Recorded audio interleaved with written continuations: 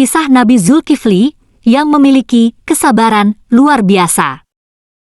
Semua umat Islam pasti tahu kalau Nabi yang satu ini sangat dihargai oleh Allah Subhanahu wa Ta'ala berkat sifat sabar dalam jiwanya. Tidak mengherankan karena namanya disebut di dalam kitab suci Al-Quran sebagai golongan orang yang sabar. Kepribadian yang dijaga mengantarkan dirinya menjadi orang baik dan punya kesabaran tingkat tinggi. Salah satu ayat Al-Quran yang menegaskan dirinya adalah orang terpilih. Ismail, Idris dan Zulkifli, mereka semua termasuk orang-orang yang sabar. Al-Anbiya 21:85. Nabi Zulkifli merupakan putra Nabi Ayub alaihi salam. Putra Nabi Ayub mempunyai nama asli Bashar. Bashar atau Nabi Zulkifli tinggal di negeri Syam, di mana sang raja tidak memiliki keturunan dan sudah tua. Berbicara tentang nama Zulkifli, ada kisah bagaimana keberanian seorang nabi mengambil tanggung jawab besar sebagai pemimpin. Jadi beliau, Nabi Zulkifli yang kala itu masih muda, mau mengambil peran tersebut. Sebutan Zul sebenarnya sudah digunakan ketika waktu itu Nabi Yunus ditelan oleh ikan. Ia dijuluki sebagai Zunnun, artinya yang bersama, ikan, nun. Sedangkan untuk Zulkifli yang punya dua kata. Zul dan Kifli berarti orang dengan ganjaran ganda. Berasal dari kata kuno bahasa Arab, Kifli sendiri diartikan sebagai ganda. Karena jiwa kepemimpinan Bashar, akhirnya dia mendapat julukan sebagai Zulkifli atau sang pemilik ganjaran ganda. Berikut kisah Nabi Zulkifli.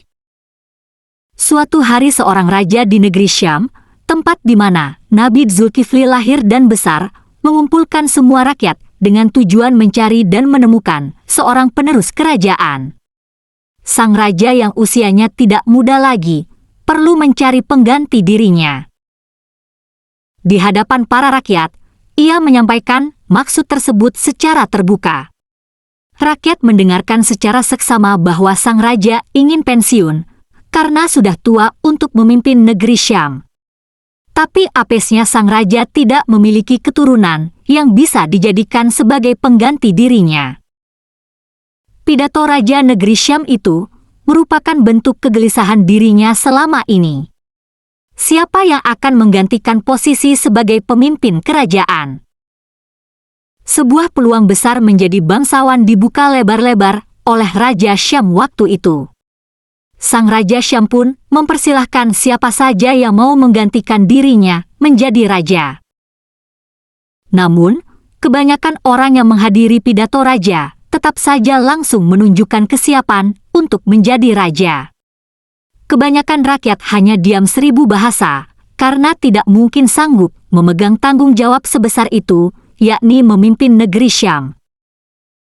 Sampai saat di mana sang raja mengajukan syarat yang sebenarnya tidak terlalu sulit. Syarat tersebut hanya membutuhkan konsistensi dari kandidat calon raja. Sang raja mengumumkan syarat kandidat calon raja kepada seluruh rakyat. Siapa di antara kamu sekalian yang sanggup puasa siang hari dan beribadah pada malam harinya? Juga tidak akan marah-marah, kepadanya akan saya serahkan kerajaan ini. Karena saya sudah sangat tua. Ucap sang raja kepada rakyatnya. Tak selang berapa lama, hanya seperkian detik saja sang raja mengumumkan syarat itu, ada seorang pemuda berdiri dan mengangkat tangan kanannya. Pemuda yang berdiri itu bernama Bashar, putra Nabi Ayub. Ia mengatakan kepada sang raja dengan tegas dan penuh percaya diri. Hamba sanggup.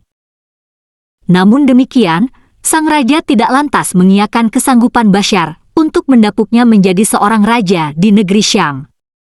Bukannya langsung memilih Bashar, sang raja malah mengulang lagi pertanyaan yang sama kepada rakyat. Tentu saja seluruh rakyat tidak merespon pertanyaan itu, kecuali Bashar, dan ia juga mengulang jawaban yang sama.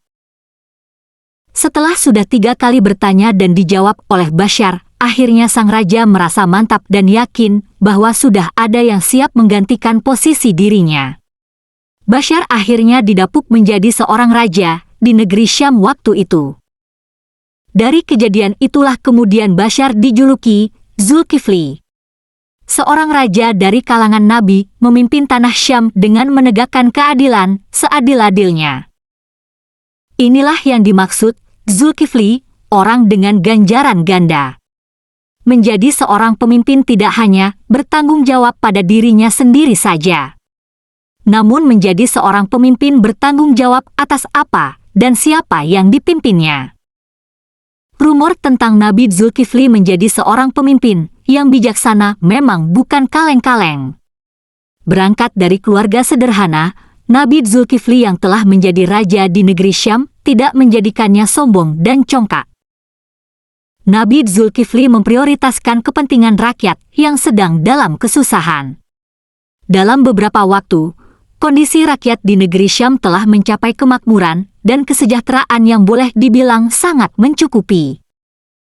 Di zaman sekarang ini susah menemukan seorang pemimpin yang memikirkan nasib rakyatnya terlebih dahulu dari kepentingan pribadi. Lebih banyak para pemimpin sekarang ini memperkaya diri sehingga yang miskin makin miskin dan yang kaya makin kaya. Namun Nabi Zulkifli tidak menjadi pemimpin seperti itu. Sesuai dengan janji Nabi Zulkifli kepada raja sebelumnya agar berpuasa di siang hari, beribadah di malam hari, dan tidak marah ketika melayani rakyat di negeri Syam. Nabi Zulkifli menepati janjinya melakukan itu semua ketika ia memimpin sebagai raja di negeri Syam. Kebijakan beliau adalah salah satu dakwah yang dikedepankan selama ia memimpin. Terbukti ketika suatu waktu kerajaan Syam akan diserang oleh luar. Para pemberontak itu ingin menghancurkan dan merebut kejayaan negeri Syam.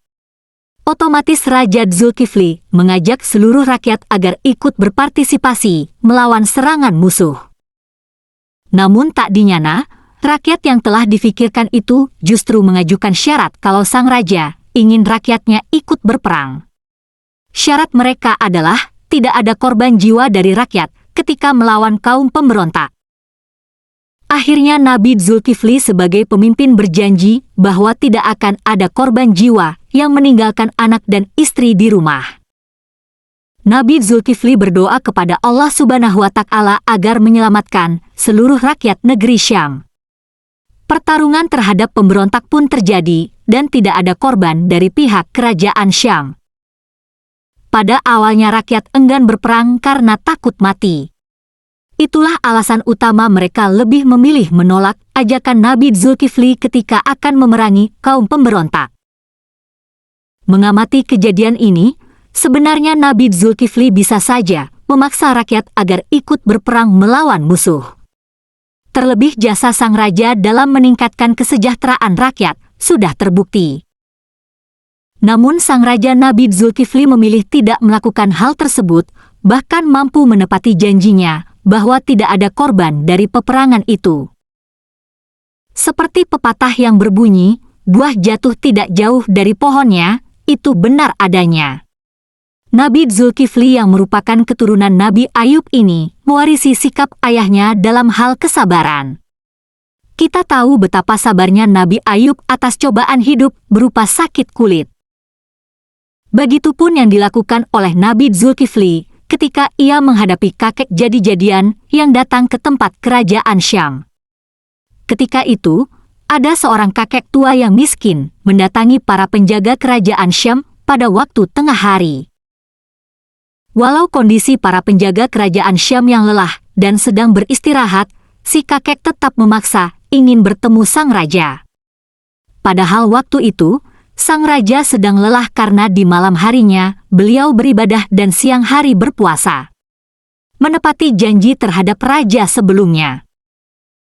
Akhirnya sang raja Nabi Zulkifli menemui sang kakek yang mengungkapkan bahwa dirinya telah diperlakukan tidak adil oleh rakyatnya. Kakek jadi-jadian itu mengganggu waktu tidur siang sang raja karena sang kakek berbicara panjang lebar tentang masalahnya. Tidak tanggung-tanggung, kakek jadi-jadian itu mengobrol dengan Nabi Zulkifli hingga sore. Sang raja yang mengetahui masalah sengketa antar kaumnya, ia mengadakan majelis untuk memutuskan perkara. Kakek jelmaan iblis itu diminta datang ke majelis di sore hari. Tapi bukannya menghargai keputusan sang raja, kakek jelmaan itu malah tidak hadir di majelis. Di siang esok harinya, si kakek jelmaan malah datang menemui sang raja. Sang raja Nabi Zulkifli heran kenapa si kakek tidak datang. Si kakek menceritakan kalau pihak yang bersengketa dengannya sudah berjanji akan memberikan hak kepada si kakek. Alasan itulah kenapa kakek tidak jadi datang ke majelis. Padahal jika mau menghargai, kakek seharusnya memberi kabar tidak datang karena suatu hal. Namun karena kakek jelmaan setan memang ingin memancing Nabi Zulkifli agar marah, sehingga sang raja pengganti itu tidak menepati janjinya. Lebih kentara lagi ketika si kakek tidak memikirkan kondisi sang raja yang harus tidur, ia mengobrol lagi sampai sore. Alhasil Nabi Zulkifli tidak mempunyai kesempatan untuk tidur siang karena diajak ngobrol oleh si kakek. Kejadian ini tidak membuat sang raja Zulkifli marah dengan sikap si kakek yang tidak tahu diri. Karena persengketaan antara si kakek dan kaum Syam belum selesai, sang raja meminta kakek datang esok sore. Lagi-lagi si kakek tidak menghadiri majelis entah karena apa. Sang raja dan penjaga yang lainnya tidak tahu kenapa. Esok harinya lagi di siang bolong si kakek datang, ingin menjumpai lagi sang raja. Sang penjaga kerajaan melarang siapapun masuk ke istana sesuai perintah raja. Hal itu disebabkan kondisi sang raja, Nabi Zulkifli kelelahan dan ingin tidur siang sejenak. Akhirnya si kakek tua gagal masuk ke istana karena dilarang sewaktu bertemu penjaga kerajaan.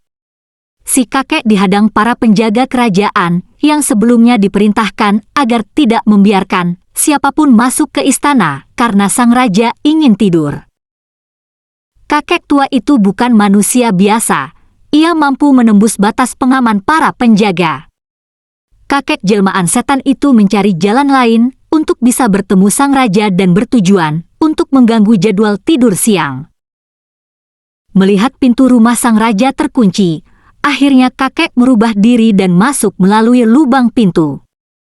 Sang raja yang bertemu dengan si kakek berkata, "Wahai Fulan, bukankah aku telah bilang kepadamu, jangan menggangguku ketika aku sedang tidur?"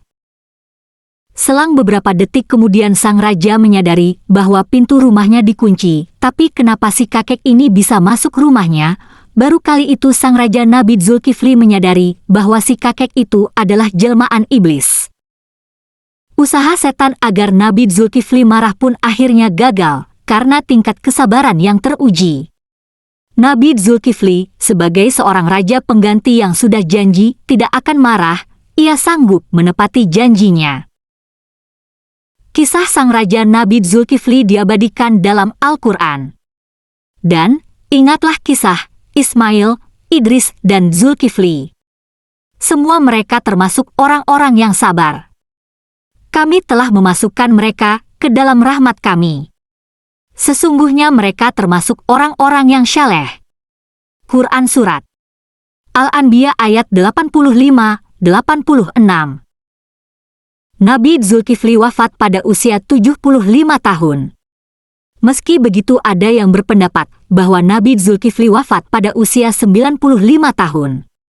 Selama Nabi Zulkifli hidup, ia telah menjaga dirinya untuk selalu menepati janjinya, termasuk ketika menjadi seorang pemimpin pengganti Raja Ilyasa. Ada beberapa hal yang ditinggalkan oleh Nabi Zulkifli kepada rakyatnya. Pertama, kesederhanaan harus menjadi gaya hidup seorang pemimpin. Kedua, keadilan seluruh rakyat harus dijunjung tinggi. Ketiga, tetap bersabar atas segala hal yang terjadi. Selama Raja Zulkifli menjabat sebagai raja di negeri Syam menggantikan Nabi Ilyas, ia berperilaku secara sederhana. Kesederhanaan Nabi Zulkifli diabadikan ketika ia harus menemui seorang kakek tua yang belakangan diketahui ternyata adalah sesosok iblis yang ingin menjerumuskan ke lembah dosa. Nabi Zulkifli tidak akan menerima pertemuan dengan si kakek tua kalau tidak memiliki sikap kesederhanaan. Dalam hal memimpin negeri Syam, ia telah mengantarkan rakyat pada tingkat kesejahteraan yang tinggi. Seperti itulah seharusnya pemimpin menegakkan keadilan di negeri yang dipimpinnya. Ia tidak egois dengan memperkaya diri sendiri dan golongan saja, tapi semua rakyat. Ternyata itulah tujuannya Nabi Ilyasa memberi syarat, salah satunya pengganti beliau harus berpuasa di siang hari. Tujuannya agar selalu memikirkan kondisi rakyatnya dan menjadi pemimpin yang adil. Karena puasa, secara tidak langsung melatih kesabaran seseorang, karena menahan diri untuk tidak makan dan minum untuk jangka waktu berjam-jam. Kebiasaan inilah yang akhirnya tingkat kesabaran sang nabi, pemimpin negeri Syam itu bisa menjaga emosinya. Kesabaran Nabi Zulkifli benar-benar diuji ketika iblis menjelma sebagai kakek tua renta. Jika saja Nabi Zulkifli tidak menepati janjinya untuk berpuasa di siang hari, beribadah setiap hari dan tidak marah, mungkin ia akan gagal karena diprovokasi oleh iblis agar marah. Itulah peninggalan secara psikis dari seorang Nabi Zulkifli bin Ayyub alaihi salam. Dari sini kita belajar bagaimana menjadi pemimpin yang baik adalah menepati janjinya sendiri. Bukan sekedar omong kosong. Terima kasih sudah menonton, semoga kisah ini bermanfaat. Semoga kalian sehat selalu, panjang umur, lancar rezekinya dan yang sedang sakit semoga cepat sembuh. Amin amin ya robbal alamin. Subscribe, like, komen, dan share.